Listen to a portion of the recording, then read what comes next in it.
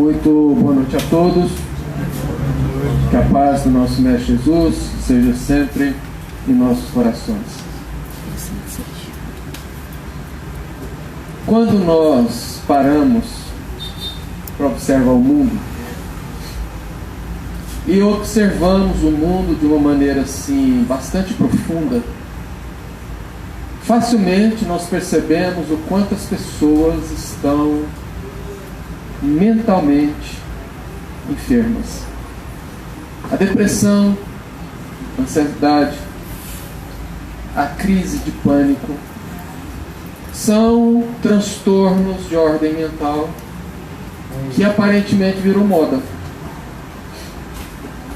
Eu tenho 56 anos e não me lembro, pelo menos até os 45, de ouvir falar de crianças tendo crise de ansiedade, de crianças em tenra idade tendo depressão. Naturalmente que isso envolve um monte de coisas que leva a essas situações. No entanto, existe uma que é uma das principais, que é a falta de sentido para a vida. Quando nós falamos de sentido para a vida, a maioria das pessoas ficam confusas porque o que é sentido na vida? Primeiramente, que o sentido da vida é uma análise filosófica do qual o homem busca um propósito, um significado para a sua vida. No entanto, quando nós observamos e vamos buscar os motivos, vamos prospectar nos estudos psicológicos, sociológicos e principalmente espirituais, nós percebemos que a grande massa está hoje levando uma vida totalmente sem sentido. Joana de Ângeles anota que a grande maioria das pessoas no mundo vivem uma consciência de sono. Quando ela fala consciência de sono, ela está falando no sentido de que a maioria dessas pessoas vivem apenas se preocupando em satisfazer do pescoço para baixo, o estômago e o sexo, e não se preocupam em satisfazer o que realmente faz com que nós tenhamos sentido e cresçamos. O psiquiatra vienense Viktor Frankl anota que um dos maiores sintomas de uma vida sem sentido é a fuga para os vícios: álcool, fumo, drogas, sexo. E quando a gente observa a grande massa, quantas e quantas pessoas que chegam ao final de um dia de trabalho suado e não tem outra coisa a fazer senão ir para um boteco, para um happy hour. Dão nomes bonitos, pomposos, românticos, mas isso não disfarça a fuga. Tem pessoas que acordam no final de semana e não tem outra coisa a fazer senão buscar os seus vícios. Passa na porta dos bares, não precisa ser mais finais de semana, quase todos os dias da semana são lotados de pessoas que tentam ali achar um sentido, uma diversão, algo, e que aparentemente tem, porque quando a gente observa, a maioria está conversando, está rindo, mas quando saem dali para casa e botam a cabeça no travesseiro, é que a coisa fala a verdade. Então isso é fundamental entendermos, para que nós possamos começar a fazer a grande transformação em nossas vidas. Viktor Frankl foi um psiquiatra nascido em Viena, que, judeu, foi preso pelos nazistas e foi levado por vários campos de concentração. Passou por atrocidades que dificilmente nós conseguimos mensurar. Ele narra nos mais diversos livros que ali nos campos de concentração eles dormiam em pleno inverno europeu, numa tábua de 2x2 em número de 6 pessoas, que se aproximavam ao máximo para não passar frio, porque tinham apenas uma roupa feita de um material que parece saco. Eram despertados às 4 horas da manhã, recebiam por um dia de trabalho forçado apenas um pedaço de pão duro na manhã e um punhado de sopa rala, sem praticamente nenhuma carne. E caminhavam na neve 12, 15, 20 quilômetros até chegar no ponto onde trabalhariam o dia inteiro na construção de uma via férrea. Ele então começou a observar, frente às dores tremendas que ele passava, que a grande maioria das pessoas que ali estavam não queriam se matar. Sofriam inanição, os dedos queimados do frio porque tinham apenas um par de sapatos que iam desgastando e abrindo.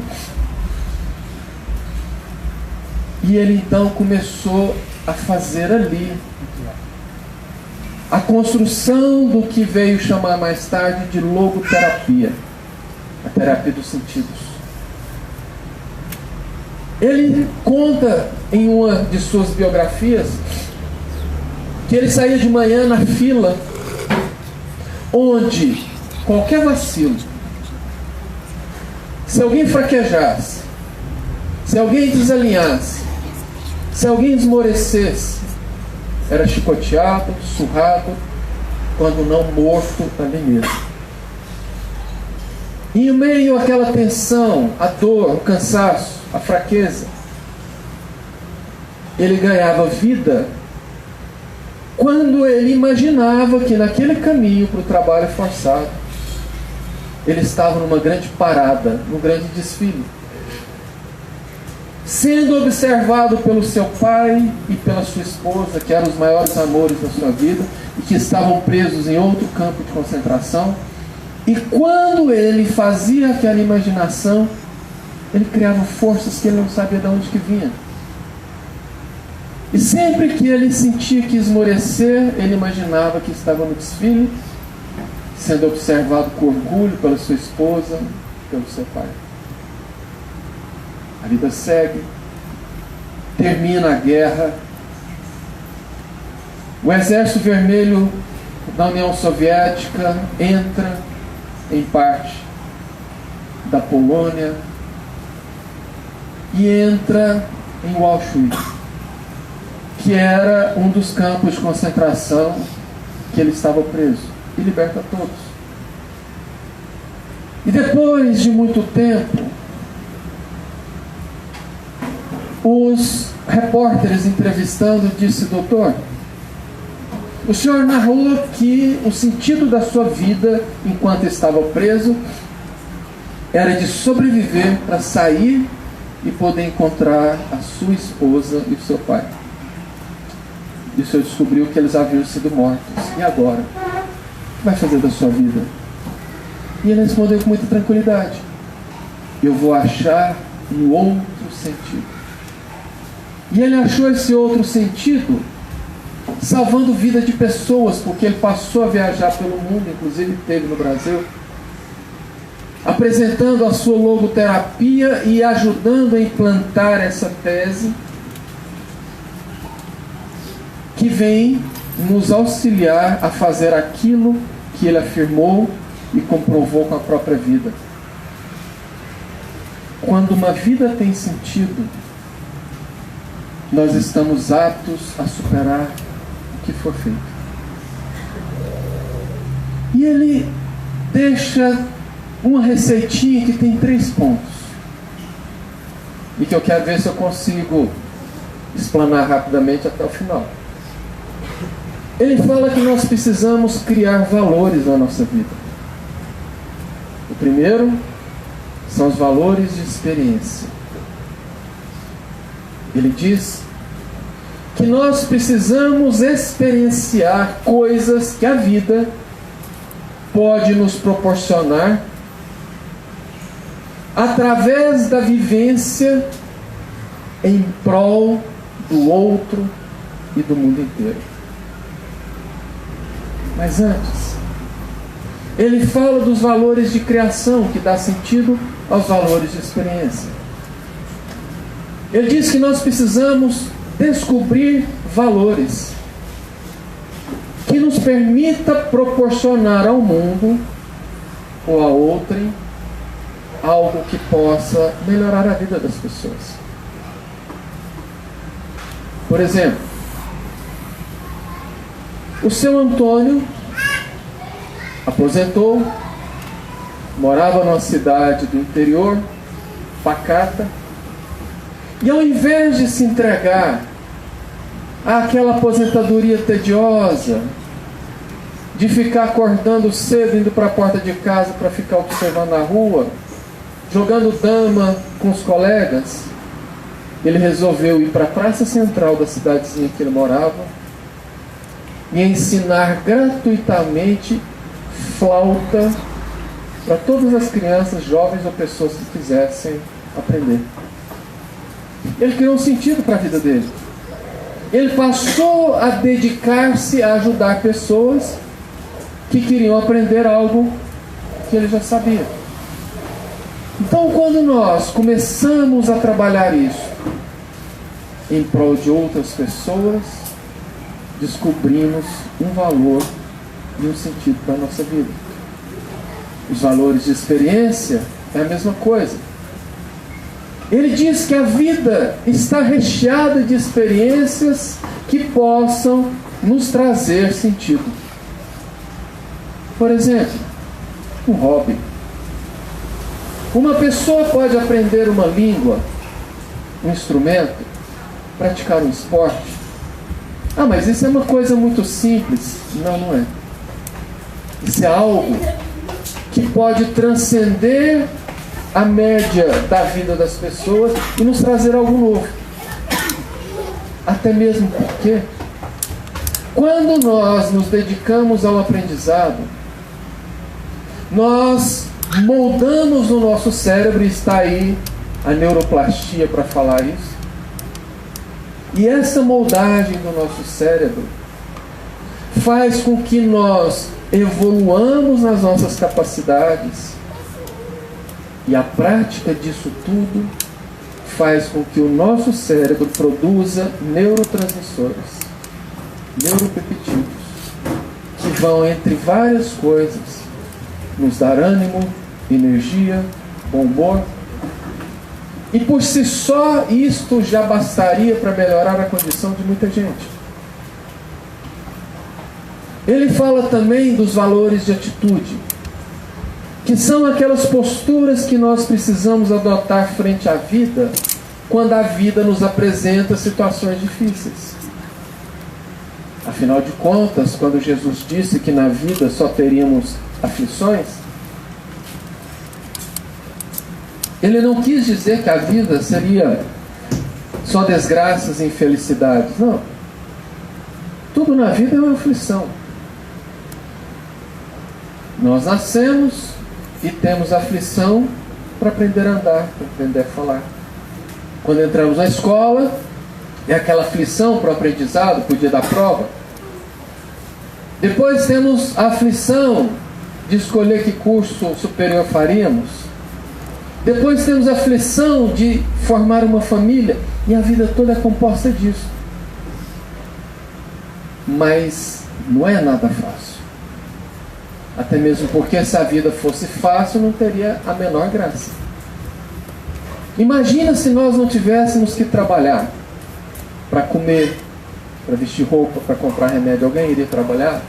Naturalmente que não. Então a sabedoria divina nos coloca condições para que nós busquemos o nosso crescimento, o nosso aprendizado e a nossa evolução.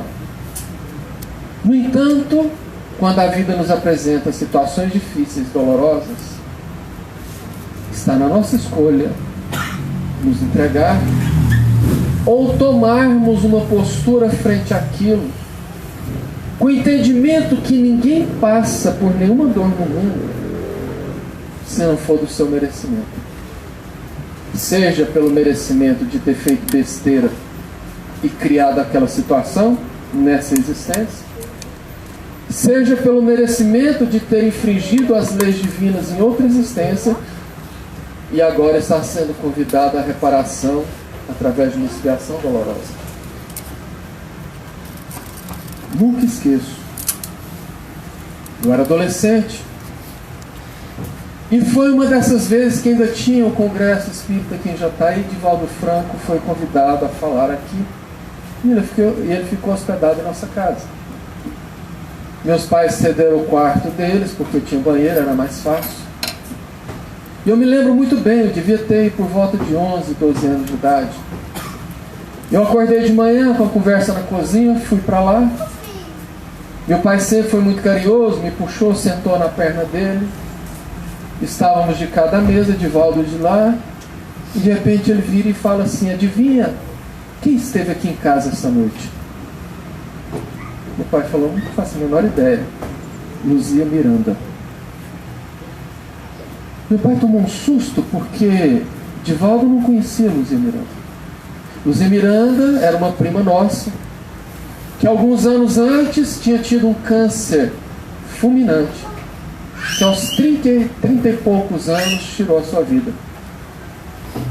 O negócio é que ela, durante a doença, não reclamava, não maldizia, não chorava. Até nos momentos de maior dor, o que ela fazia era consolar a família e os amigos que iam visitá-la. Enfrentou a doença dizendo: se eu estou passando por isso, Deus sabe por que eu estou passando, é para o meu melhor. E desencarnou em poucos meses. Aí Divaldo disse que ela apareceu às 3 da manhã, ainda brincou: olha se é a hora de acordar a gente. Sentou-se do lado da cama e conversou com ele, dando notícias da família. E meu pai perguntou: como que ela está? Iluminada. Quando ela chegou, clareou o quarto como se tivesse um sol lá dentro, demonstrando o quê? Que a sua atitude frente à dor fez com que ela pudesse transpor aquela expiação e se curar por dentro e chegar bem no plano espiritual. Portanto, meus queridos, se nós observarmos a vida com outros olhos, aprendermos a achar valores onde nós nos dediquemos ou possamos nos dedicar ao outro, aos outros. Quando nós vivemos coisas muito simples, como às vezes acordar cedo e aprender a observar o sol nascendo ou o sol se pondo, que é um espetáculo grandioso. Sentir o cheiro que a chuva traz quando chega. Nos dispor a fazer algo por alguém, porque muitas vezes ficamos preocupados em fazer muita caridade, mas não olhamos o vizinho que do outro lado do muro está passando necessidade. Não olhamos um parente que às vezes dentro de casa está passando por uma dificuldade. E muita gente ajuda muito mais lá fora do que dentro de casa. Portanto, quando nós passamos a observar esses 3 pontos e nos dispusermos a sair do nosso lugar, a movimentarmos em prol de fazer algo, ao invés de ficar sentado esperando que façam por nós, sairmos do vitimismo de ficar reclamando e perguntando por quê, e aprender, ao invés de perguntar por quê, perguntar para quê, as coisas mudam. Quantos de nós buscamos o auxílio de Deus, dos bons espíritos, dos guias, e saímos porta fora dos centros, dos templos, das igrejas, e voltamos a ser os mesmos, xingando ou botando o dedo para o primeiro que nos dá uma fechada no trânsito, chegando em casa reclamando porque a comida não está assim, assado, ou porque a coisa está fora do lugar, ou reclamando no trabalho que o patrão é isso, aquilo, o colega chato. E depois a gente quer que a vida flua às mil maravilhas. Não acontece assim. Busquemos os ensinamentos que a doutrina nos traz. Coloquemos em prática primeiro para nós. E eu garanto que todos promoveremos grandes transformações em nossas vidas. Nós possamos ter um excelente resto de semana. Que Jesus nos abençoe. Obrigado.